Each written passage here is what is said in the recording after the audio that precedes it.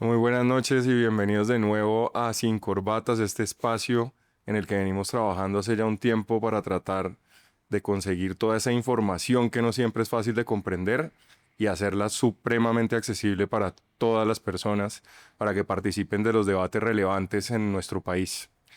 Como siempre, pues obviamente nos está acompañando acá Germán. Adelante, Germán. Hola, Nicolás, muchísimas gracias. Germán Vaca nuevamente aquí en este episodio de Sin Corbatas con un invitado muy, pero muy especial, especialmente de mi lado, tengo que decirlo porque es alguien a quien no solo admiro, sino conozco hace mucho, mucho tiempo. Y hoy debo confesar, Mauricio, que mi primera clase de Derecho de la Competencia, y no estoy diciendo que usted sea mucho mayor que yo, no, usted estaba muy pollo en esa época. Ya lo jodió. Sí, ya. Eh, Y las canas. ya lo jodí. Fue con usted. Mi primera clase de Derecho a la Competencia, que ustedes saben que mi corazón y mi ADN siempre ha sido por el lado del Derecho a la Competencia y fue Mauricio mi primer maestro. Mauricio Velandia, bienvenido a Sin Corbatas. Gracias por venir y pues nada, aquí estamos para echar cuento de manera independiente, de manera muy digerible para quienes nos están viendo y escuchando. Germán, gracias, Nicolás. Muy amables por la invitación. Haciendo honor al programa de hoy, pues me vine con corbata. Claro, disruptivo como siempre, sí, disruptivo como siempre. Pero no les agradezco mucho. No sabía que ya estábamos más, estado en esa posibilidad de ser profesor y estudiante. Hoy usted es el maestro. No, Creo que lo bueno de un estudiante es que siempre debe superar al profesor. Que la evolución es siempre eso. La crítica genera eso, que uno pueda criticar al que fue su profesor y superarlo. Para eso es una clase. pues muchas gracias de nuevo, porque por ahí me fui enamorando yo del derecho a la competencia. Muy bien. Yo quería arrancar por ahí, porque no empezamos hablando un poco del derecho a la competencia, Mauricio, sobre especialmente un tema que yo he visto que usted publica mucho y ha escrito mucho sobre eso, y es el futuro del derecho a la competencia. Yo he sido muy crítico de las posturas, especialmente de Estados Unidos frente al derecho a la competencia, específicamente con eventualmente las grandes plataformas, en donde primero nos venden una estructura de que el que llega a ser el dominante es porque lo hace con su esfuerzo, pero ahora resulta, o por lo menos hasta hace un tiempo, resultaba que al dominante por ser dominante hay que intervenirlo. Entonces yo soy un crítico un poco del seguimiento un poco ciego que hemos tenido, o más bien, no voy a decir ciego, pero sí un seguimiento demasiado ligero frente a lo que pasa afuera. Entonces nosotros en Colombia resulta que pasa algo en Europa y ahí inmediatamente tenemos que crear la doctrina colombiana de lo mismo. Y yo sé que usted también es crítico de eso. Le he escuchado el concepto de competencia 4.0. ¿Qué es eso? Explíquenos esa vaina porque yo todavía quiero lograr entender bien. Miren, yo creo que todos aprendimos el derecho de la competencia poco a poco en las universidades. No es una materia que efectivamente se dé y haga parte de un pénsul obligatorio, en algunas sí, otras no. Pero viendo lo que ha ocurrido en el mundo particularmente lo que está ocurriendo hoy en día con Trump, con Xi Jinping, con Macron, yo lo que he evidenciado es que de alguna manera el derecho a la competencia es algo así como la física experimental y la física teórica. En la física teórica hablan y dicen, pero la experimental pasa otra cosa diferente. Yo creo que en materia de derecho a la competencia hubo un gran engaño, de la mejor manera, pues. Yo creo que nosotros, como algunos países latinos, comenzamos a ver muy por debajo nosotros y ellos por encima a todo lo que era anglosajón. Eh, y particularmente no solamente anglosajón, porque anglosajón significa que sea de idioma inglés, sino también todo lo europeo. Y ahí verdaderamente lo que uno encuentra es que en algunos países efectivamente no se aplica la teoría de derecho de la competencia como nosotros la aprendimos y con una rigidez tan compleja. Entonces, yo creo que el derecho de la competencia falló, que las autoridades de competencia de la cual hicimos parte, desde el punto de vista de las regulaciones, desde el punto de vista de la investigación, comenzamos a tener de alguna manera unos casos que hoy hacen que el mundo tenga una crisis que viene de Davos. En Davos cada enero están criticando, hace ya unos 10 años, es que la concentración de dinero está en 5 personas, 7 personas, el 50% de la riqueza del mundo. Entonces uno lee eso y dice, bueno, sí, de pronto, pero se mete un poquito en el tema y por qué, cuál es la causa que 7 personas estén metidas en el cuento, en sí que sean 7 personas las dueñas del 50%. Entonces, de alguna manera es el derecho de la competencia que cuida que no hayan esas concentraciones grandes e importantes de dinero, ¿está funcionando objetivamente sí o no? Y pues creo que sea de donde uno esté sentado, donde duerma, se pueden generar algún tipo de propuestas que la gente va pensando que son así o no. Por ejemplo, en 1600 algo, 1700, las empresas europeas, por ejemplo, la empresa inglesa de las Indias Orientales, la empresa francesa de las Indias Orientales o la empresa francesa, holandesa, inglesa, holandesa, francesa e inglesa, eran las 3 de las Indias Orientales, ellas salían en expedición a buscar qué territorio conquistaban y era una alianza público-privada. Los privados daban plata para que fueran y le prometían que el mercado que quedaba ya era de ellos, pero el territorio era de los estados. Y así entonces, pensando hoy, en este momento hay un punto particular que es la conquista del espacio. En la conquista del espacio hay 3 personas importantes, millonarias del mundo, que están tratando de meter plata ahí. Bezos, Branson Musk. y Musk. Los 3 están metiendo billete, son están dentro de los 10 más ricos del mundo. Y donde los ricos invierten, o donde los millonarios invierten, es que de pronto va a haber un nuevo mercado. Y ese nuevo mercado que está allá por fuera de nosotros, que nos lo pintaba Julio Verne, pero que hoy en día ya Musk está viajando al espacio 3 veces a la semana. ¿Qué está llevando? No sabemos. La semana pasada Bezos también montó en una nave a 3 mujeres, entonces ya las 3 mujeres que estuvieron en el espacio, pero todos los mercados que están alrededor de esto pues son absolutamente importantes. Entonces comencemos con un antitrust 4.0. Es que está pasando hoy en nuestra generación, para no hablar de qué pasó en la generación de 1903 con los ferrocarriles de Estados Unidos, la luz, el acero y todos los monopolios que estuvieron en su momento cuando nacen todas estas normas en Estados Unidos. Entonces nace el nuevo tema. Entonces yo comienzo a pensar y digo, mira, hay un antitrust que tiene que ver con mi generación y con lo que me está pasando a mí económicamente en este instante. Y lo que me está pasando económicamente en este instante es que yo leo The Economist y lo que veo es que Musk, Bezos y Branson están invirtiendo afuera y no hay ley antimonopolio para ellos, porque ¿quién va a regir en el espacio cuando encuentren algún tipo de piedra importante, por ejemplo, para los chips, que se requiere un elemento digamos que de piedra como tal, para que es el insumo de los chips? ¿O qué va a pasar, por ejemplo, con la alimentación, con la medicina, con los viajes, con la máquina? Y el que llegue a un planeta, que ya están llegando, pues es el dueño del planeta, porque perfectamente puede decir este entra o no entra. ¿Cuál va a ser la moneda? Entonces, la primera parte del Antitrust 4.0 entendida como un nuevo mercado que no está regulado como tal.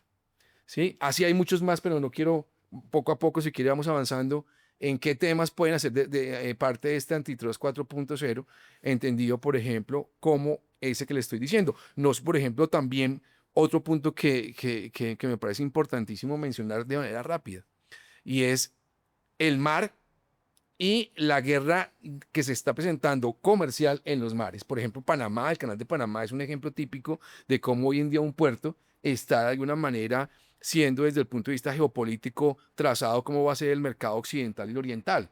Otro punto para mí en la parte de la robótica, la cara y la voz de las personas, si en sí son un mercado relevante, y si un fabricante puede coger su cara, montarla en un robot y ya el robot tiene su cara, y uno que es un parroquiano normal, pues no importa mucho, pero un artista de cine, un futbolista, viene gente que tiene algún sentido económico porque trabajaron en su cuerpo, trabajaron en su cara, y viene un fabricante y coge y pone un fabricante de robótica y pone si eso es un mercado relevante, si requiere inscripción, si no requiere inscripción. Y ahí vienen 3 temas que les he dicho, no sin demeritar todo el tema de aranceles hoy en día, porque el derecho antitrust se está acabando en la medida que, si los países importantes ponen aranceles para que su campeón nacional tenga de alguna manera un desarrollo y no tenga competencia, el antitrust es una mentira. Claro, y es que yo creo que ahí está el punto central. Y es, lo mismo ocurrió con las grandes de tecnología, en donde Estados Unidos, en mi opinión, fue absolutamente pasivo con el tema de derecho a la competencia y de protección de datos, hay que incluirlo, por muchos años, y complaciente con Facebook, con Amazon, con Google, y solo hasta cuando ya el tema se les creció el enano, van a nuevamente y cambian las reglas de juego. Pero la intervención fue así también en un inicio. Ellos fueron muy complacientes porque finalmente pues lo que se estaba gestando era un desarrollo de una sociedad que eventualmente pues creció al punto tal que hizo necesaria una intervención. Pero un poco lo que decía Mauricio y para recuperar ese puntico que me parece fundamental. Cuando estamos hablando de un antitrust de nuestra generación, o sea, nosotros estamos en o viendo más bien unas problemáticas que escapan a la lógica clásica del derecho. O sea, el derecho como fue concebido era para solucionar otro tipo de problemas o estaba planteado para solucionar otro tipo de problemas. Hoy dice Mauricio, por ejemplo, el tema del espacio. ¿Quién se mete con el espacio? Se están empezando a meter, obviamente, porque ya se volvió una necesidad. Pero fíjese la cantidad de problemas que hemos tenido nosotros en términos de aplicación del derecho en un territorio cuando estamos hablando de temas de Internet. Entonces, estamos aplicando temas sobre Internet, lo hemos hablado acá en un par de ocasiones, de temas de fair share, por ejemplo, de quién está generando tráfico, desde dónde se genera, qué tipo de normas uno tiene que aplicar y demás.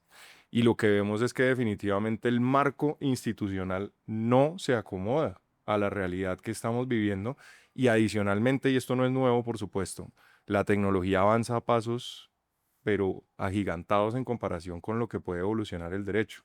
En ese sentido, más que pensar en un antitrust 4.0, que creo que obviamente pues es necesario, no deberíamos replantear esas bases o esas instituciones jurídicas clásicas para efectos de ser un poquito más, diría uno, aterrizado en términos de soluciones, De por lo menos acuerdo. como abogados. Sí, yo creo que hay un pensamiento local de cómo hacemos para que en nuestro mercado territorial hablemos de antitrust. Y otra cosa es lo que está pasando en el mundo. Porque es que hoy el antitrust se volvió muy geopolítico. Eh, yo creo que para todos es evidente que Trump no es que le guste, sí, que esté muy pendiente de las normas antitrust por el proteccionismo, basado que por seguridad nacional y que por soberanía económica, él va a favorecer a algunas empresas, a algunos empresarios. Porque el 20 de enero, cuando Trump se posesiona, en primera fila están Zuckerberg, está Bezos, está el de Alphabet, están todos. Y eso es un llamado para todos. Y ese mismo día, 20 de enero, nace DeepSeek en China. Y es como China le dice, como Xi Jinping le dice a China, a ver, Xi Jinping le dice a Estados Unidos, usted puede tener a toda esa gente sentada ahí, pero le acabo de sacar una inteligencia artificial que vale Mucho más mucho barato. menos que ChatGPT y yo estoy bloqueado ahorita es porque usted no está permitiendo desde Biden que que me lleguen chips a China porque subió los aranceles y le bloqueó el mercado. Entonces digo, devolvámonos a que es un acuerdo, a que es un abuso de la posición dominante, que es una integración económica, pero eso qué razón tiene de ser si el país desarrollado con otro país desarrollado se suben los aranceles entre sí, se bloquean la entrada de chips o la entrega de chips, que chips es el oro, el oro, por eso Nvidia vale tanto hoy, ¿no? Porque pues es el oro que ellos tienen. Entonces, a la final, si Estados Unidos, que es el amante del libre mercado, le pone aranceles en sus chips y le prohíbe la entrada de chips a China, ¿qué va a decir del libre mercado? Pues, ¿para qué seguimos hablando de eso si Estados Unidos eliminó a un competidor y no le dio chips basado en seguridad nacional?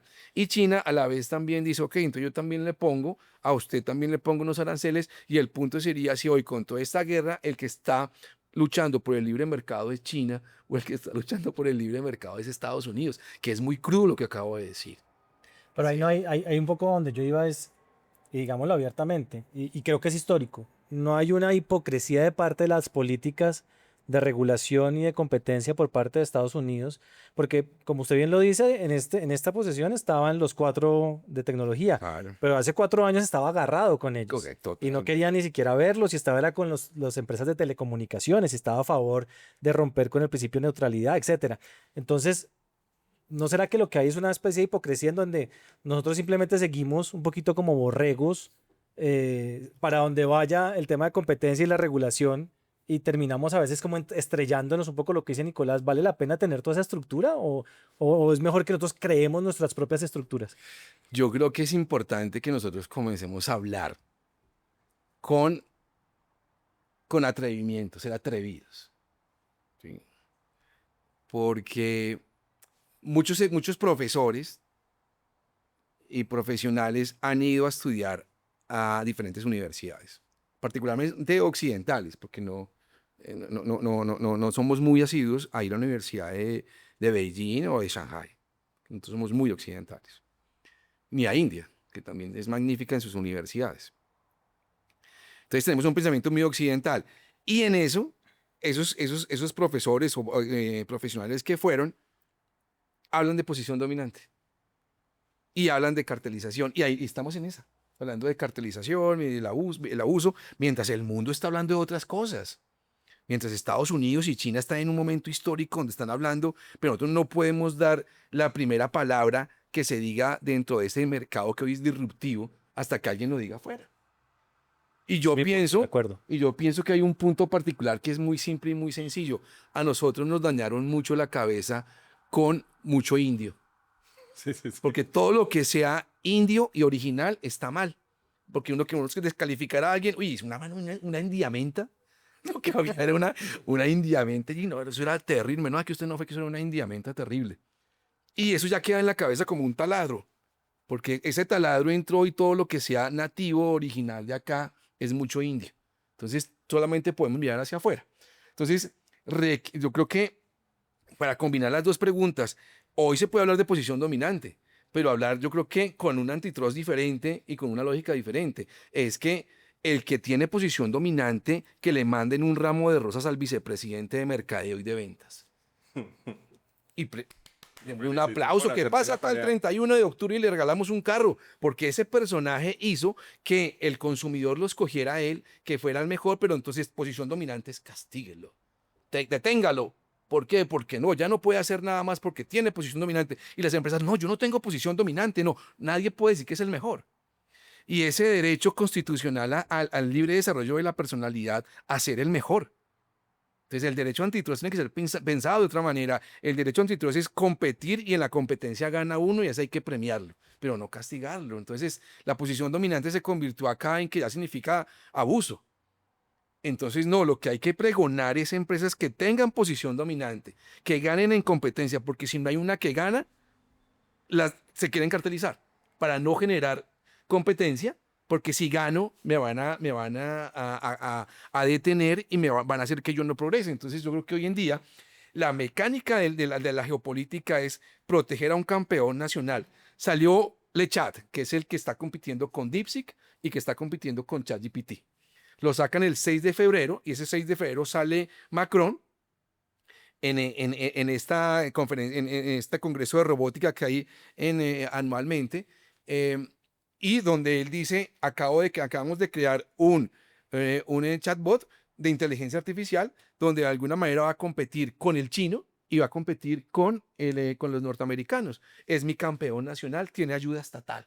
Entonces viene el tema de las ayudas estatales, que es un tema de antitrust 4.0. Que antes estaba satanizada. Satanizada, ahora entregue billetes, subsidie. Pues Matsukato sacó un libro de ese tema también, diciendo, oiga, es que todos estos grandes que se cuelgan la medallita y dicen que ellos son los grandes empresarios, se les olvida que han tenido una subvención fuerte. Fuerte, es que la ayuda estatal, ahora, la ayuda estatal es muy egoísta de cada país, porque cada país escoge a quién va a subsidiar, lo pone de campeón nacional, le sube aranceles a los demás, lo pone a que que esté grande en el ring y ahí sí le pone a competir mundialmente.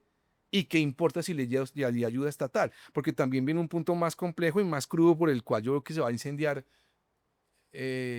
más de uno. No quien nos oiga, en el mundo, es que esto lo están diciendo hoy en día. La OMC y la OCDE, eso no sirvió para nada.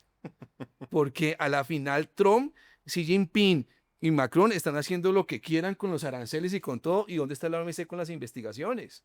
¿Dónde está la OCDE diciendo las tesis de competencia? Las buenas prácticas. Las guías de competencia. Respetan mi guía de competencia. No es de verdad nos tienen embellecidos, como con la cabeza metidos en libros y en exámenes. ¿Qué es un cartel? Imposible que hagan un acuerdo. Y aquí en Colombia y en Latinoamérica, un día me encontré un ex super chileno, que es como de los conocidos de ellos. Y ese ex super chileno le dijo, oiga, pero hay que investigar a Facebook, a Google, hay que investigar esto en Colombia. En el mundo los están investigando. Me dijo, no, Mauricio, acá no podemos hacer eso. No, Entonces le dije, ¿por qué? Me dijo, no tenemos la infraestructura, vamos a hacer el oso.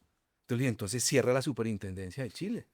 la fiscalía. Eso es la fiscalía, cierra esa fiscalía, porque si no puede investigar donde efectivamente hay algo, vaya, cierre eso, no haga el oso. Porque lo peor sería un antitrust de Ruana para los de Ruana y no un antitrust 4.0, donde podamos decir esto cambió, venga, miramos cómo es que esto está evolucionando, nosotros no podemos mirar 1900, todavía con los mismos casos de 1903.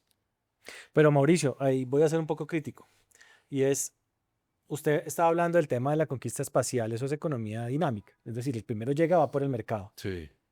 Pero al mismo tiempo también está defendiendo la idea de que uno puede ser dominante si llega ahí. Sí. ¿Debe haber control? ¿No debe haber control? ¿Y de qué forma debe ser ese control? Ok. Lo que yo creo cuando hablo del derecho antitrust en el espacio, que es una de las vertientes que tengo de Antitrust 4.0, porque pienso que hay muchos más temas, sino que es el más evidente, es que no va a tener supervisión. Ok. No va a tener supervisión. Porque ahora, en este momento, ¿quién tiene satelizado el mundo? Musk. Musk. ¿Y quién dijo que tiene posición dominante en el mercado satelital? Y que eso es un mercado relevante y que hoy puede llegar a cualquier parte del mundo. Hoy, ¿qué importa si está cableado la cosa? Porque es que ya está mirando todo el mundo desde el satélite. Se mueven para un lado y para el otro. Y lo están mirando en temas de defensa nacional, o sea, esto pues, ya es otro rollo. Es otro rollo, que es otro mercado, porque es que el mercado de armas existe, el negro y el blanco. Sí. Entonces, eso es un mercado relevante. Pero hoy en día, a nivel mundial, pues lo que es criticable hoy en día es tienen que reunirse ya y decir cuál va a ser la moneda. Uno, que afuera está prohibido. ¿Quién va a investigar, por ejemplo, que se abuse de la posición dominante en el mercado de minerales afuera, en el espacio? O en el mercado de comunicaciones en el espacio.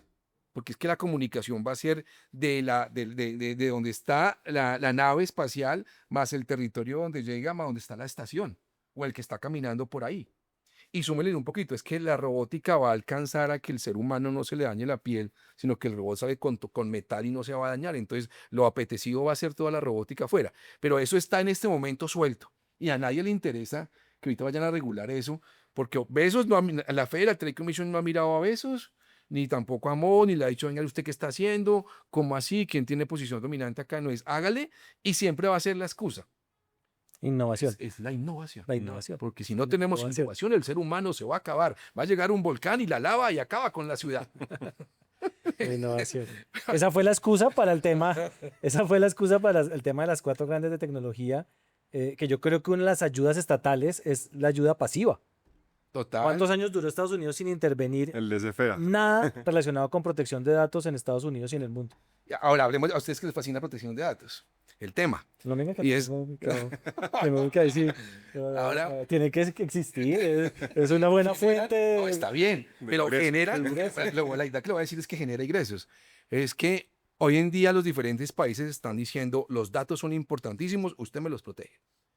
Pero mientras tanto, Google, con cada buscador saben yo qué quiero, Facebook o Meta hoy en día también, con Instagram saben yo qué quiero, ahí venden un mercado secundario o mercado vecino, que es el mercado de la publicidad, donde ellos aprovechan la posición dominante, que son los casos que están pasando ahora. Tienen un mercado vecino y el mercado vecino abusan de la posición dominante en el mercado que no tienen posición dominante. Pero entonces, ¿qué es eso de competencia? Porque a la final lo que estamos es protegiendo el oligopolio en información y en datos de Meta y de Instagram, poniéndole a los demás barreras para que tengan la misma cantidad de información que están teniendo ellos todos los días. Entonces, lo que decía Vance, el vicepresidente de Estados Unidos en Francia, en París, el 6 de febrero, dijo, ¿ustedes qué están haciendo con su regulación de datos y de todo lo que tiene que ver con robótica e inteligencia artificial? Están creando unas barreras de entrada que no son para los que ya están, porque esos ya están más libres en todo Están lo que protegidos. están protegidos, y usted lo que está haciendo es protegiendo. Y fuera de eso, se les está dando de árbitro y usted no tiene jugador en la cancha, no tiene uno. Entonces, lo único que le queda a Europa en su decadencia, si no se pone las pilas, es poder regular, porque de resto son edificios viejos, con un par de compañías ahí importantes, las de lujo, que están que hoy compró el de lujo, compró otra marca y tal, pero Europa, verdaderamente cuando vamos a Europa, que acá todos hemos ido, encontramos unos habitantes bastante inconformes, sin mucho dinero de caja, que uno llega a un hotel y que dicen, ¿y usted qué está haciendo? ¿Por qué puede quedarse acá? No, es que después me voy a Beijing, después me voy a Roma y me voy a París, y me voy a Madrid. ¿Y usted qué hace? ¿Colombiano? Y qué raro. Entonces, ellos ven raro que uno haga todos esos viajes, que uno les diga, no, estuve en tal parte. Sin contar Estados Unidos, que solamente el 30% de los ciudadanos de Estados Unidos tienen pasaporte, porque los demás no viajan. No les interesa porque les dijeron que su país es la otra chimba. Entonces que no pueden, que no viajen porque toda la plata queda ahí. Entonces nos metieron una mano de mitos que no son realidad. Estamos de acuerdo. Que esos ciudadanos estadounidenses son supremamente cultos. Habrá un porcentaje de norteamericanos cultos, pero más cultos nosotros. Entonces me pone a hablar con ellos, o un europeo, yo le creo que tienen muchos museos, tienen muchos restaurantes chéveres y que, sí, tu historia, pero gente valiosa nosotros. Y ese punto de ser valiosos y que somos innovadores en muchas cosas, nosotros tenemos 200 años y medio en la ciudad que tenemos, Bogotá, ahorita estábamos hablando de eso. Una ciudad con 200, con una ciudad con, no sé, pues fue fundada hace mucho tiempo, pero Colombia fue fundada, la libertad fue hace 200 años. 5 generaciones de 50, 4 generaciones de 50. Entonces yo creo que nos han metido muchos mitos acerca de esto del libre mercado. El libre mercado hoy en día, vean con lo que está pasando con Trump. Trump hizo algo magnífico, es que dijo el libre mercado es una mentira, voy a poner aranceles y quién me dice que no, y juego con un arancel acá al 120 y pico a China, a 25 nos dijo a nosotros un día, a México, a Canadá, quiere meterse en otros territorios. Lo mismo que Xi Jinping, esta es una guerra que es igual de siempre y va a ser siempre. Pero entonces el antitrust, ¿a qué le apunta? Y es que un país sobreviva económicamente como soberanía y que en su país opere el antitrust. Y es usted entra, usted no entra. Usted no me conviene, usted sí me conviene, sin dejar de pensar que hay algo desarrollado que está pasando en otros países como la robótica, como la parte de todas las grandes de tecnología, más cosas que necesitamos de otro. Pero yo no sé si el precio que estamos pagando de que nos conquisten económicamente es un buen precio, o si lo tenemos que llamar libre mercado, o le damos otro nombre, y es el derecho a ser pragmático, en vez de antitrust, porque el antitrust es pragmatismo, yo creo. Yo pienso, digamos, hablando ahorita de ese concepto de soberanía, que es un concepto que lo pone uno a pensar bastante, sobre todo desde un punto de vista jurídico, ¿no? Esa soberanía clásica, pues, que nace en Francia, que una cosa, que la otra. Y cómo hoy decisiones unilaterales por parte de 2 o 3 actores cambian definitivamente las reglas de juego, si es que las hay, que es discutible. Nos lleva a pensar entonces, ¿cuál puede ser la posición de un consumidor X, un ciudadano del común, llamémoslo de un país, entre comillas, tercermundista, en vías de desarrollo, como quieran llamarlo? ¿Qué piensa uno, qué puede esperar uno frente a esa supuesta institucionalidad que existe y a esa relación que existe hacia afuera en el mercado?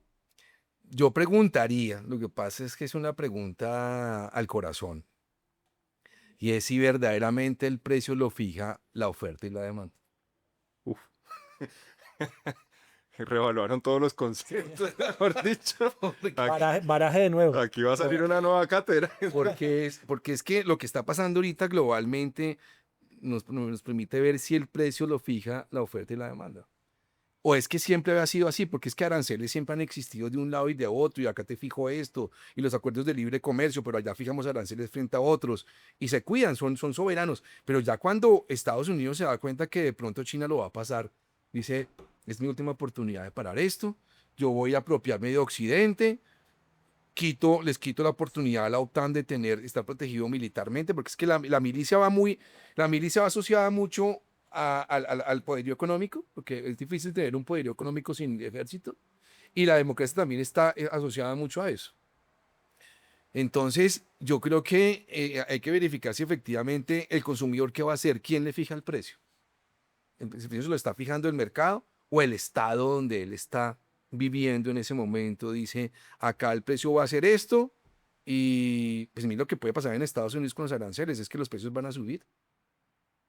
¿Sí? Entonces, yo creo que hay que ser crítico del antitrust, hay que ser crítico del libre mercado, no para acabar con el libre mercado, sino que el libre mercado debe modificar su estructura y volverlo más verdadero de lo que es.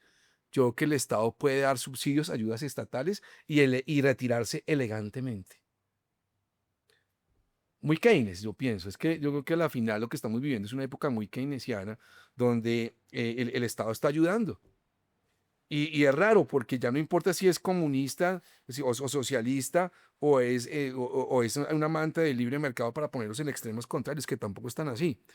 pero es que hoy un extremo o el otro piensan en la parte empresarial, en las ayudas estatales, en que el Estado está ayudando para poner campeones nacionales y surgir.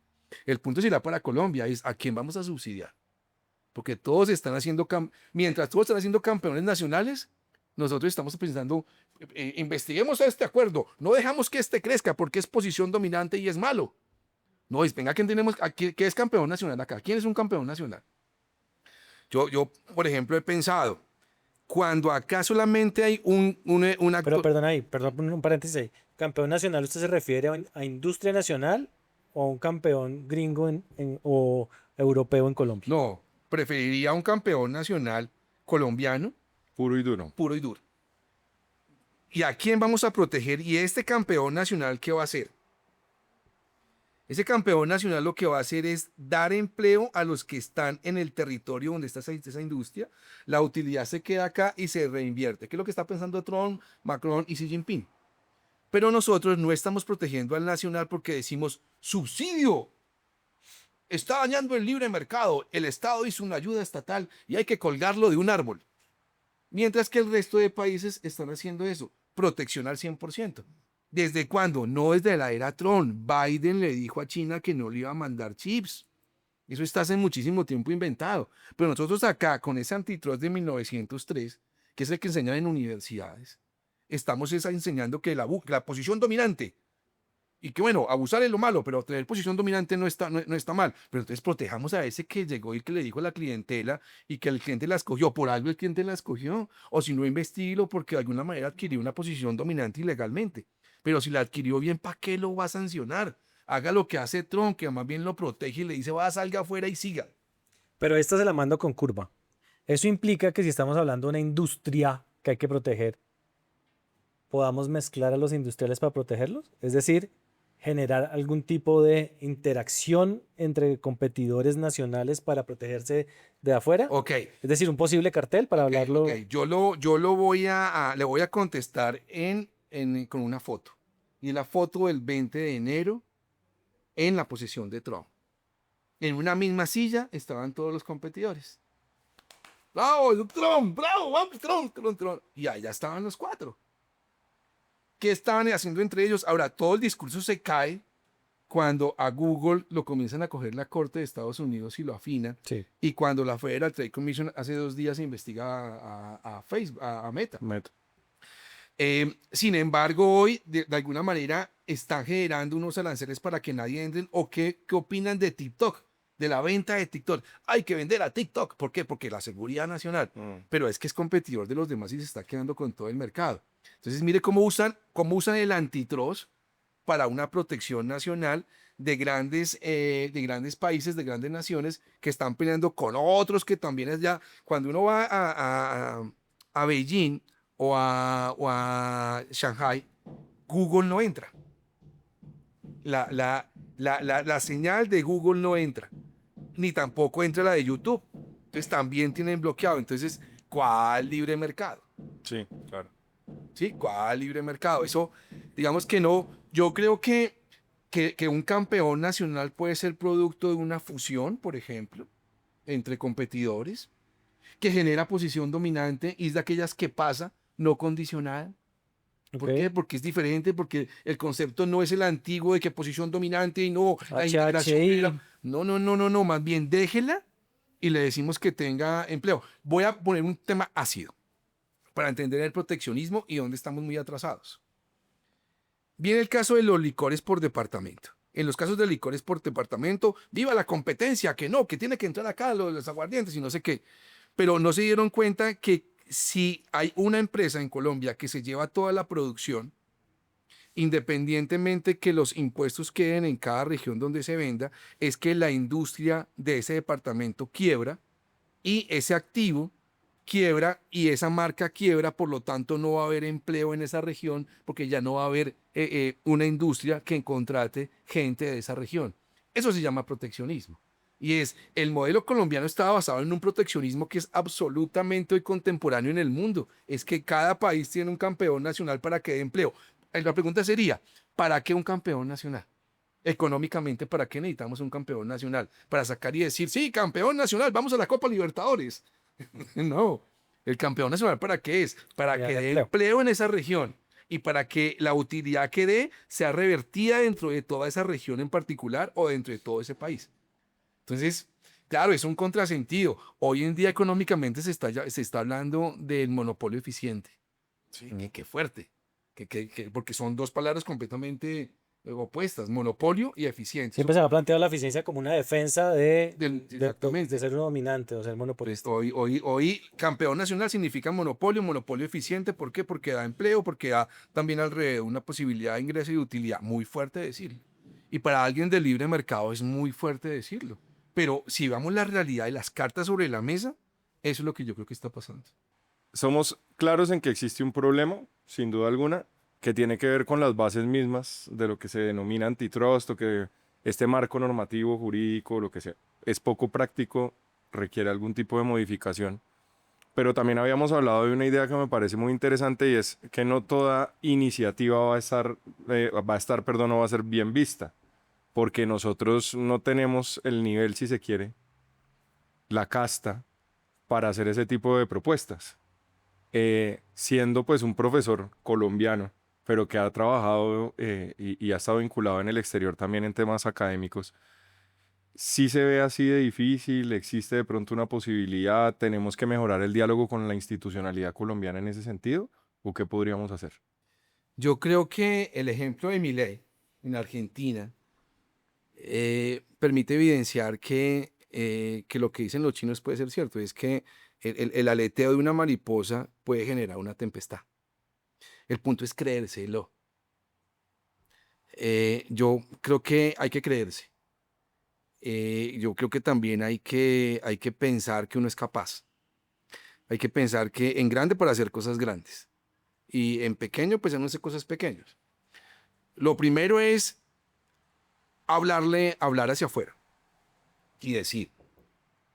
Entonces, un poquito en los de Lava, que tienen un chat por ahí, les escribí, yo les dije, mire, para ustedes, por eso que viene el Antitrust 4.0, el proteccionismo, la cosa, me lo publicaron, después puse otro más, también dije, para ustedes, ojo con Musk, los chatbots, fue lo último que dije, les dije, mire, acuérdense de Foucault, el Péndulo. filósofo de 1900, murió en 1985, francés. ¿Qué decía Foucault? Foucault decía, la educación le permite permanecer al poder. Si a usted lo educan para que ustedes sigan al poder, el poder siempre va a estar arriba. Entonces el poder siempre tiene que buscar que la educación sea para que a él lo sigan, para que a él lo respeten, para que lo obedezcan. Porque si la educación cambia, el poder se va, cambia. Y hoy en día, los diferentes chatbots que están creando, DeepSeek, si usted le pregunta de Taiwán, le va a decir que eso es chino. Si usted le pregunta a Lechat, que es francés, por Putin, que es el peor dictador y que es el monstruo más grande, y si le pregunta a ChatGPT acerca de Taiwán, dice que es independiente, que es un país. Entonces, cada chatbot está siendo hoy creado con una intelectualidad completamente diferente en favor de la soberanía nacional. ¿Cuánto vale crear un chatbot hoy en día? DeepSeek dijo que costaba $6 millones. Eso atraído a plata colombiana son 24.000 millones de pesos. Que nosotros, acá entre nosotros sabemos que eso no es un gran billete. Que sí, que es claro, pues que yo solo tengo 24.000, qué rico. Nomás en un puentecito un puentecito de ahí se fue, O sea, ahí se fue. un puentecito en Buenos Aires. Sí, sí. Sí, magnífico. Pero eso no es plata para una industria. Nosotros hemos tenido integraciones económicas para que sea conocida por la super, tiene que pasar de 80.000 millones. O sea, hoy hacer un chatbot nacional vale 24.000 millones, que eso no es nada. Y hay que crearlo. ¿Quién lo va a crear? El que tenga los cojones, el que no tenga miedo de poderlo hacer, el que tenga la posibilidad de decir, yo lo voy a hacer independientemente de lo que digan de mí, porque a nosotros lo que nos dañó fue el reconocimiento. Porque si nosotros no tenemos reconocimiento, la idea entonces nos desvanece nuestra personalidad. Porque requerimos allá el aplausito o la palmada en la espalda. Entonces, ¿qué se requiere? Seguir hablando. Seguir hablando, seguir hablando. Y si a uno nadie lo escucha, no importa. Igualmente lo dije, igualmente me divertí diciéndolo, igualmente tengo un micrófono que hoy me dicen sobre esto en un programa magnífico como este. Hay que decirlo. Así Y se llama su programa, ¿no? audiencia cero. Audiencia cero, sí, señor. Audiencia cero. Sí, sí, sí, Eso es muy verdad. bueno, muy bueno. Entonces, no, yo veo que viene un desarrollo grande, que hay que hacer, hablarlo, no hay que tener miedo en decirlo. Creo que es todo lo contrario. Cuando uno es irreverente frente a algunas teorías internacionales, lo miran mucho más. Atrevido, se atrevió a decirlo.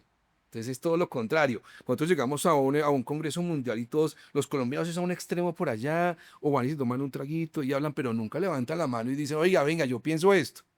Y hay chiflada, "Shh, bueno, listo, pero yo pienso eso". Y ya, y ahí todo lo contrario, la bonita se acerca, la fea se acerca, la inteligente, la no tan bonita, el rico, el millonario, el pobre, van y le dicen, pero usted por qué dijo, no sé qué, me gustó lo que dijo él, ah, bueno, sí, chao, tal luego y listo. Tarjetas van, tarjetas vienen y uno sigue en su cosa.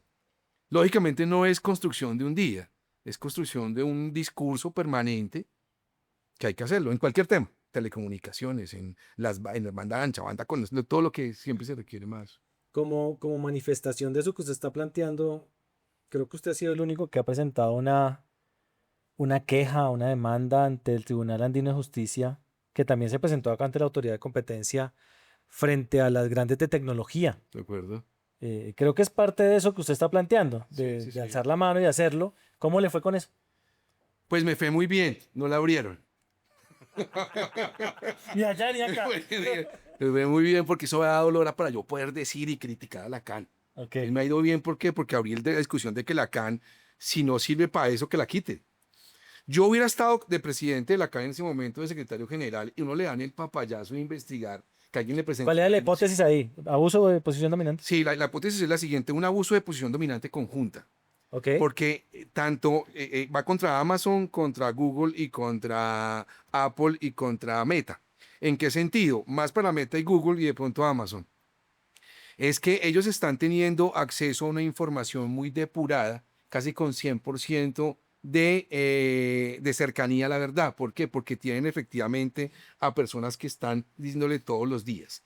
Antiguamente los que no tienen o acceso a ese tipo de información tienen que hacer una estadística y poner a alguien en la calle que le comience a preguntar a usted sí, no, no, no, y tiene un margen de error grande. Entonces, ¿cuál es la diferencia de la información en datos que captura Google y Face y Meta? Es que tienen una información muy depurada que no tiene ningún agente del mercado. Y esa información depurada que está, por ejemplo, en Instagram, está en Instagram, está en WhatsApp y en Facebook, que son de Meta. Entre más depurada, más vale. Y mira que mire las fuentes, son tres que acabo de decir, WhatsApp. Ellos ven lo que escribe cada vicepresidente de mercadeo de cualquier industria del mundo occidental. A través de Instagram también tienen mapeado a todo el mundo. Entonces ellos se pueden meter en cualquier mercado fácilmente porque tienen toda la información a su mano.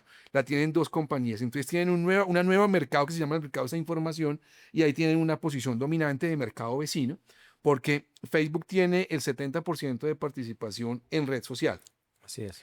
Tiene algo que ustedes van a entender muy bien, es que tiene un efecto grupo y un costo a la salida, que si yo me retiro de Facebook, de Instagram, yo no tengo una red social donde yo pueda encontrar la gran cantidad Ya, de gente. ya no existe. Así haya portabilidad, que Así haya portabilidad. supuestamente no se puede portar para otro. Para otro, pero con Instagram no, porque con Instagram está frito, porque con Instagram no hay una red social igual que Instagram, porque yo pierdo toda mi red de amigos sociales. Hoy puedo cambiarme de celular, pero el efecto grupo ahí, que el efecto grupo, para hacer un paréntesis pequeño y qué pena que hable de tantas cosas al tiempo, el efecto grupo también va a venir con los chatbots, porque si ustedes tienen ChatGPT, ya llevan 2 meses hablando con él ya tiene mucha memoria que usted tiene que comenzar de cero en otro chatbot a preguntarle de cero cuando ya tiene mucha información Entonces se va a crear un efecto grupo muy grande y ahí hay que ver si va a haber una interoperabilidad entre los diferentes chatbots.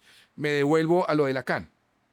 Entonces lo de Lacan fue interesante. Yo hubiera sido el presidente de Lacan y me presentan una denuncia como eso, yo me vuelvo famoso. La abro, aprovecho, famoso y ya me salgo después si hay que hacer esa investigación y mira, ven qué hace. Estamos hablando del año 2021 o 2020, cuando en el mundo habían muy pocas quejas en cuanto a esto y pues que hoy en el mundo están. En Colombia, lo último que supe es que el tema seguía vivo, lo están valorando porque no hay una caducidad en la medida que es de tracto sucesivo. Vamos a ver si se impulsa mucho por estas investigaciones que han pasado con Google y Meta. Y lo que dije algún día en un chat que hay de unos profesionales. Yo critico profundamente a algunos superintendentes o delegados que han pasado por la SIC y no abrieron esta investigación porque privaron a Colombia de estar metida en una discusión académica importante. Y eso no se perdona. porque eso podría decir gran cantidad de groserías.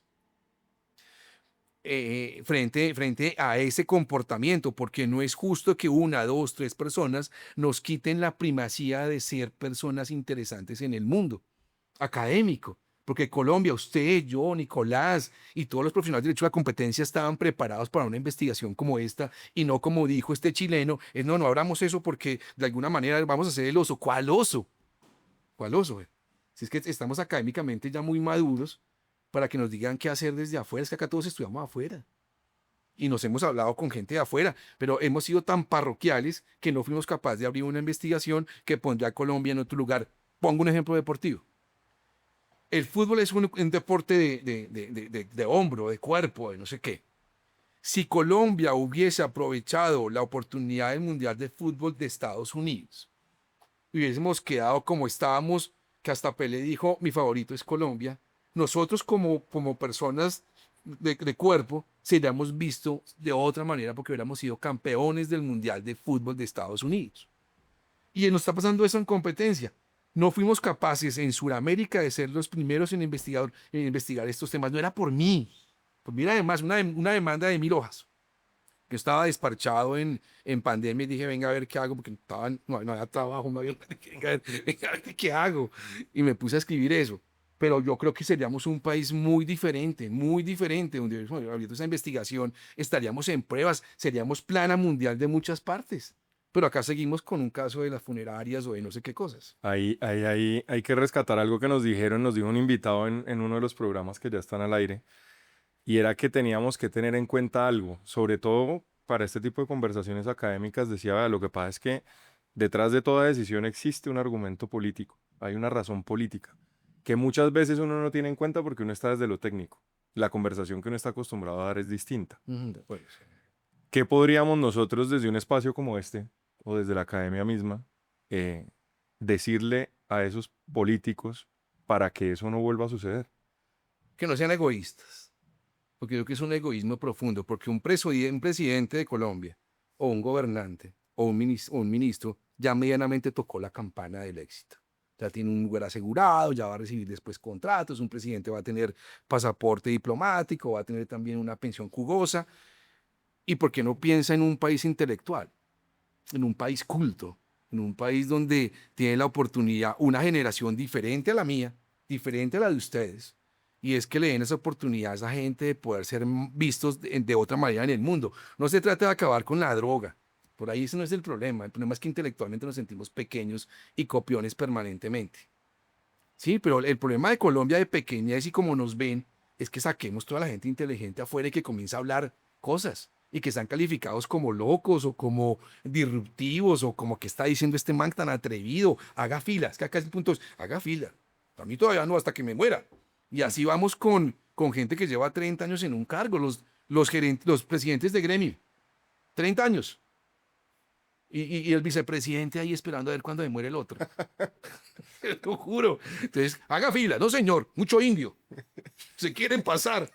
No se salte, no se salte. No se salte. Eso no, que esto no es una cerca, señor. Ahí está la cerca. Bueno, entonces, pues yo creo que sí, yo creo que hay que enseñar es que el mundo tiene que ser intelectual y que nosotros tenemos una educación importante en las universidades y que podemos de alguna manera decirle a la gente sea atrevida. Porque es que Colombia tiene un problema y es la falta de atrevimiento y de ambición. El colombiano, como país, no somos ambiciosos. En casi que ningún campo, ¿no? Sí, no, porque no tenemos campeones nacionales. Y al que tenemos, pues está. Voy a poner un ejemplo. Esto va a generar mucha controversia, lo que voy a decir. Voy a hacer que no esté en el país en ese momento. Pero nosotros sí. Yo que Thomas Gregg es un campeón nacional. Ok. Porque es alguien que hace pasaporte para diferentes países. Pero vemos a alguien bueno y ¡pah! ¿Por qué? Porque no estamos acostumbrados a que pueda haber uno en el mercado y que ese, porque está único en el mercado, entonces es ineficiente. Y así tenemos muchas empresas que son únicas en el mercado, entonces tenemos que decir que como son únicos en el mercado es que de alguna manera no existió competencia, acabó con la competencia, porque como es único en el mercado, eso está mal. Pues entonces viene la teoría, entonces quien tiene posición dominante no se puede quedar con todo en el mercado, con todo el mercado, porque fue bueno. Venga, le mandamos un ramo de rosas a ese señor y como consumidor lo premiamos porque el consumidor lo eligió. Si él adquirió la posición dominante y se quedó solo en el mercado, es porque es pésimo, ineficiente y creó barreras. Ahí sí venga, lo castigamos y lo castramos. Pero estamos castrando al bueno. Eso está muy mal, pienso yo. Ya digamos que aterrizando un poco a lo mundano, yo no puedo dejar pasar esta sesión sin preguntarle por uno de los temas más controversiales que ha habido en competencia este año, y es el de las facultades que tiene la Super para hacer visitas administrativas. Yo he visto acá que ha habido una crucifixión de la superintendencia eh, con la que no estoy de acuerdo, de mi posición personal que no estoy de acuerdo, no solo porque estuve ahí, sino porque fundadamente creo que la autoridad tiene de competencia tiene esas facultades. Eh, pero usted como experto en competencia puede tener cualquier posición. Yo quiero saber cuál es la suya. Claro.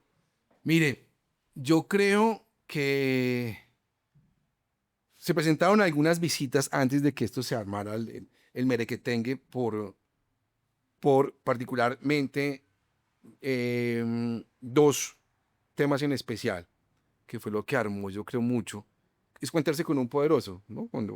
Cuando se mete con un poderoso, pues hay cierta teorías entre abogados, porque al abogado lo contratan como al economista, para que haga una hoja Excel y la hoja Excel ahí puede decir cualquier cosa. Un abogado también tiene muchas tesis para las cosas. Y yo he visto que se están defendiendo tesis de acuerdo a quien me contrató, lo cual también es válido, pero no es académico. Que la academia puede ir a verlo, pero eso es otro punto. Yo que creo en las visitas de inspección, creo que se inician porque de oficio la superintendencia vio algo o porque hubo una denuncia. Entonces, si la super vio algo, tiene que generar una acta y un reporte dentro de su expediente reservado de qué fue lo que vio para que de alguna manera no fuera un cazador de brujas a una parte sin sentido y hacer una persecución política. Entonces tiene que haber el acta de por qué por oficio comenzó la cosa. Y la denuncia pues ya está ahí. Ahora, ella va a hacer esa visita por la denuncia. Y de pronto plantea, estamos mirando este cargo o ni siquiera lo dice, es que después se hace el cruce cuando se vuelve el expediente público y sabe si efectivamente fue por eso, pero qué puede, si fue por una conducta en particular. Pero ¿qué puede pasar? Que cuando llegue a la visita y esté buscando algo en particular, se encontró algo más grande. Entonces ahí dicen, no, nulidad, usted no venía por eso. Y eso es un absurdo. Eso no puede ser así porque la super lo hizo en debido proceso, lo que pasa es que su debido proceso se encontró en el sitio con algo mucho más grande. Entonces, no es que signifique que porque desde el principio dice cuál es la conducta que supuestamente está buscando y unos hechos que tiene algo, pero que no signifique eso que porque encuentre algo entonces ya no puede, porque entonces le toca volver al despacho y decir, no, mire, no podemos ahora investigar eso. ¿Por qué? Porque eso no estaba en la visita. Es como la variación de la conducta en ley 600, una vaina así Puede en pasar. derecho penal. De acuerdo, que es punitivo. Y es que esto es punitivo. Estamos hablando de un derecho punitivo. Entonces yo llego a la visita, voy por algo en especial. Yo no sé si tenga que decirle en ese momento o después en la apertura digo, mire, yo tenía esta denuncia y yo fui a mirar esto. Pero eso no significa que de alguna manera la super no tenga capacidad de investigar más cosas más. Porque lo que quieren crear es que como fue investigada una conducta, entonces no puede investigar lo demás, poniéndole una mordaza a la super y lo que usted encuentre en adelante queda legalizado. Creo, Germán y Nicolás, que se están legalizando muchas cosas a través de unas jurisprudencias y de unos pensamientos donde se está protegiendo es a una empresa vía una teoría de un abogado. Y eso no puede ser así porque nuestro tema es más grandioso que eso.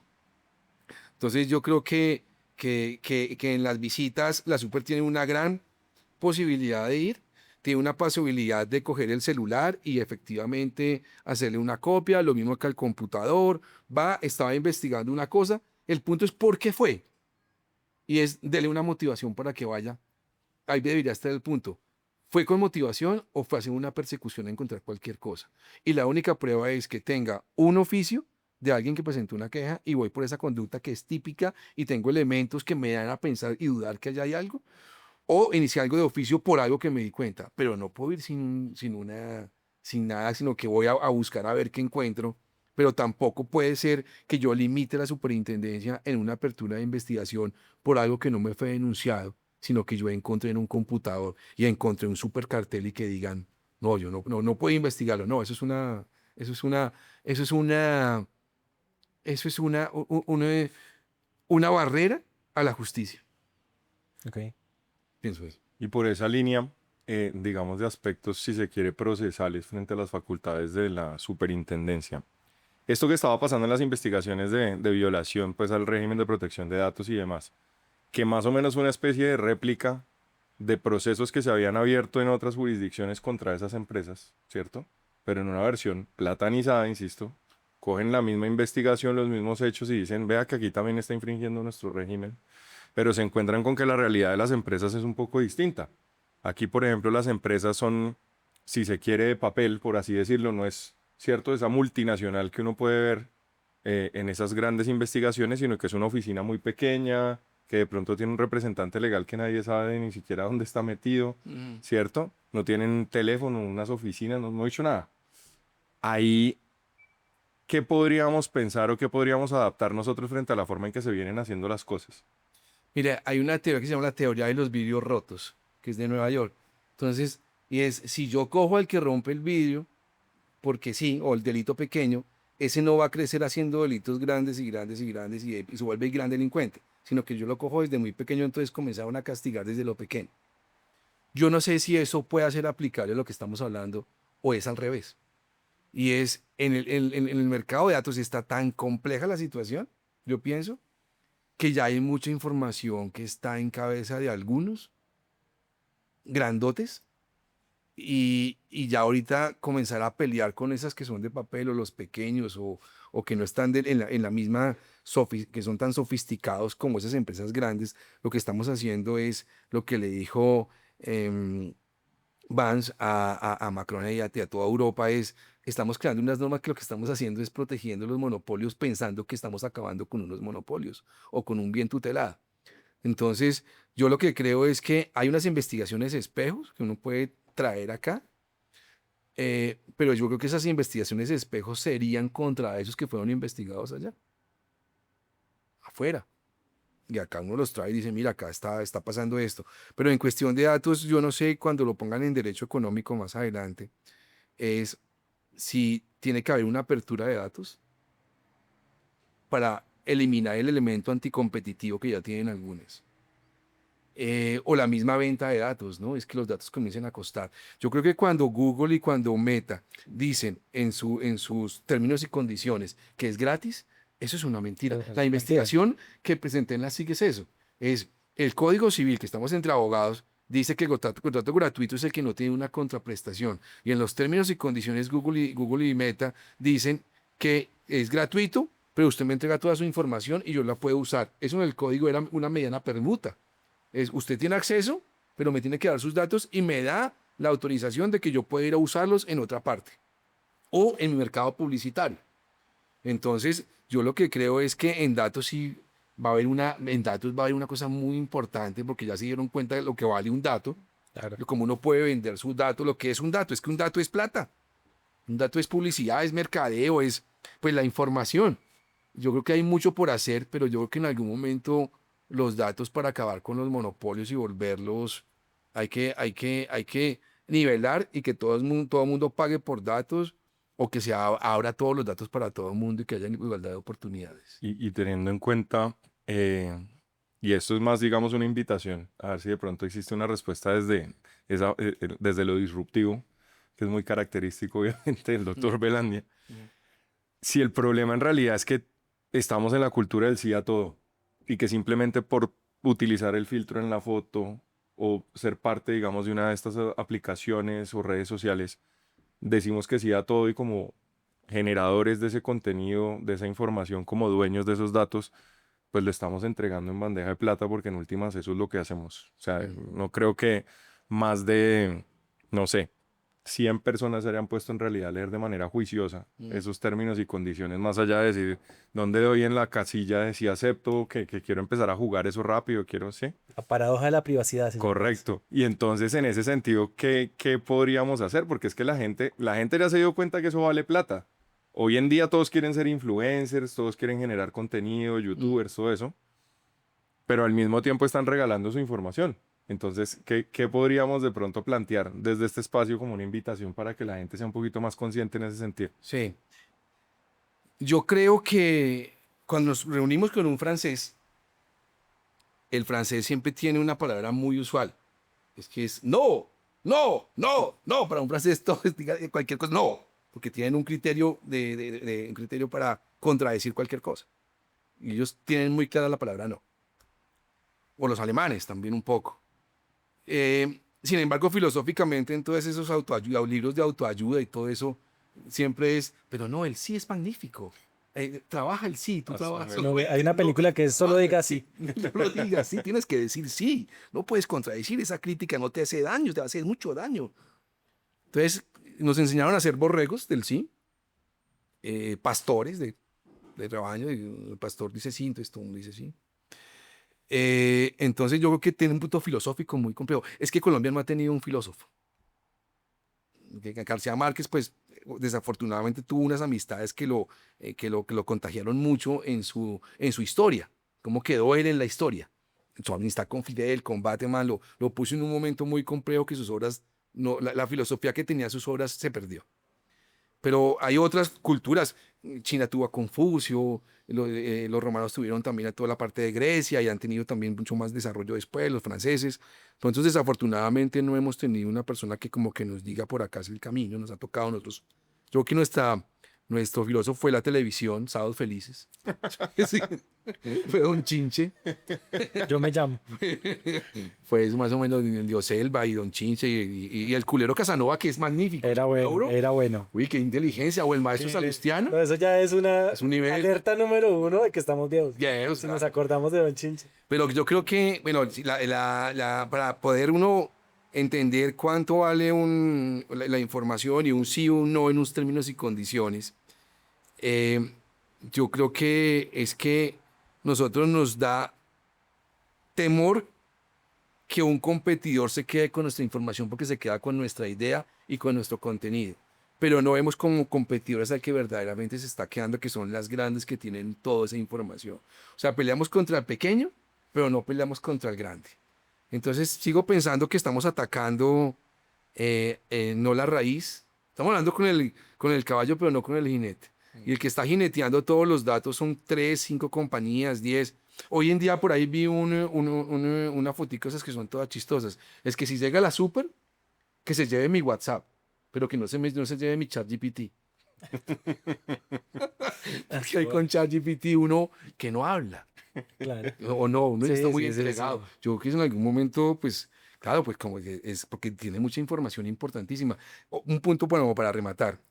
Yo creo que el poder de dominio de Google como buscador ha bajado mucho porque hoy la gente está buscando más por ChatGPT, Claro. cualquier tipo de información que Da por más. Google. Entonces ya hoy Google como buscador, baja su participación de mercado por la entrada de alguien al mercado. Antes de ya cerrar, Mauricio, no queremos ya molestarlo más, pero tengo que hacer una pregunta que se la mandó la tía Zoraida.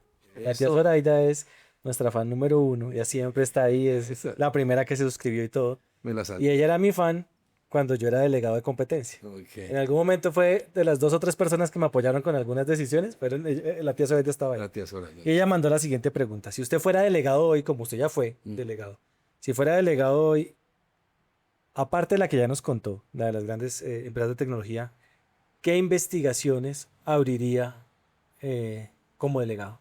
¿Dónde cree usted que hay cosas que investigar? Listo. O sea, yo abriría 3 investigaciones. No una, 3, 4. 4. Y creo que al siguiente día, una lo haría sin permiso del superintendente. ¿Sí? Porque eso acabaría con el mito que el delegado es independiente y eso es una mentira. Ok. Que acá todos el súper es el que dice, bueno, ¿y qué? Y sí, no, acá somos súper independientes. No, no, no, eso es mentira. Eso no es mentira. Eso es más mocho que el Mocho Sánchez. Ok. Entonces, De sábado felices. yo estaba feliz, no el delegado. Entonces, yo ¿qué pienso? Yo pienso que habrían 4 investigaciones importantes para abrir. Una, yo abriría una investigación sobre el derecho espacial, sobre la antitrust en el espacio, Ok. para que el mundo supiera que en Colombia estamos haciendo cosas diferentes, a ver esto qué es, qué, cómo así, que nos corresponde a todos. 2, abriría una investigación sobre la antitrust en el mar, y es Ok. quién se está quedando con los mares, y que pues si tenemos competencia o no, pero si hay un abuso de la posición dominante en lo geopolítico, eso tendría una consecuencia política para Colombia muy compleja, pero pues me hablan de antitrust, no de geopolítica. Abriría otra sobre los aranceles, lo que no hizo la Organización Mundial del Comercio, Sí. y es, venga, y los aranceles desde el punto de vista de antitrust, ¿qué autoridad del mundo va a ser la primera que va a levantar la mano diciendo, oiga, ese arancel es anticompetitivo, eso no es una mentira, acabó con el libre mercado? Y me gustaría una que es también la de la cara y la voz como un mercado relevante, único, donde uno puede abusar o tener posición dominante y si se requiere registro o no registro de la voz y de la cara. Serán temas que de alguna manera pondrían intelectualmente al país en otro escenario del tema antitrust, nos dejaría muy a la vanguardia del mundo. O podemos abrir como abrieron en México, ¿cómo se llama? Lo de los tacos, pues, ¿Una tortilla? de la tortilla, que abrieron la tortilla, que como que pasaron a la historia. O una que hablan mucho de España, la de los camiones, que por los prejuicios, Los salchichas en Alemania. en las hechizas en Alemania, entonces puede ser eso. O acá también de los tamales, de pronto puede haber una investigación de las lechonerías en La Vega. Pues sí. Mercado relevante la Vega. Eso, La Vega, que la lechonería, y uno puede subdividir el mercado, lechona de arroz o lechona de garbanzo. Claro. Y que entonces que hubo un acuerdo, pero solamente en la lechona del arroz, no en la de garbanzo. Ok, buenísima. Esa me encanta. Mauricio, muchísimas gracias. Qué charla tan amena. Gracias por tu tiempo y ojalá nos podamos volver a ver acá o en tu programa. No, los quiero felicitar por muchas cosas. Una, porque atreverse en un país de mucho indio es complejo. Entonces, pues les agradezco, digamos, les agradezco la invitación. Los felicito y les doy una palmada en la espalda porque van a tener muchas críticas. No faltarán. ¿Sí? Y lo rico de la crítica es que significa que están haciendo las cosas bien. Uno no critica al perdedor. Uno le tiene envidia al ganador, pero nunca al perdedor. ¿Para qué le va a tener envidia al perdedor? Uno envidia al ganador. Entonces, lo chévere es que van a tener muchos adeptos. Es una labor académicamente muy interesante. El dolor de muela es muy individual. Entonces, cuando estén en estado de depresión por alguna cosa, que no hay likes, que no hay cosas, pues es muy individual. Eso no hay que contarle a nadie porque eso es muy individual. Pero el punto está en poder seguir respecto de pequeños likes. Ahí está el verdadero reto, ¿cierto? Llegando después que no lo hagan por el like. Ok.